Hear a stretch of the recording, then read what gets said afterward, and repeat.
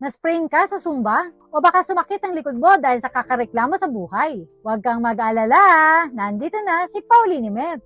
Yo, I'm Sa Divi, your pharmacist. Ang Pauliniment ay isang herbal liniment na gawa sa natural ingredients katulad ng camphor, menthol, eucalyptus oil at peppermint oil. Ito yung tipo ng liniment na parang superhero sa bote. Small but terrible. Nakakatulong ito sa muscle pain, gamitin kung nananakit ang balikat, likod o binti dahil sa pagod. Kung may arthritis o lamig sa katawan, nakakatanggal din ito ng hilo. Halimbawa, kapag nahilo ka sa biyahe, amuyin mo lang, instant refresh. Perfect ito for massage din. Pwede rin itong gamitin pamparelax kasi may cooling and soothing effect siya. At ang maganda pa, hindi siya sticky. Hindi ito masangsang at mabilis ma-absorb ng balat. Unlike sa ibang liniment na parang sumabog ang menthol factory. Pero syempre, wag mo itong ipahid sa mata o ilagay sa sugat. Unless gusto mo ma-experience kasi mapapaaw ka talaga. Kaya next time na sumakit ang likod mo, kakabuhat ng problema o napilayan ka sa kakapilit na hindi siya bitawan, wag mo drama. Pauliniment lang ang katapat. Dahil tandaan, dahil sa bawat paw ng katawan mo, meron ding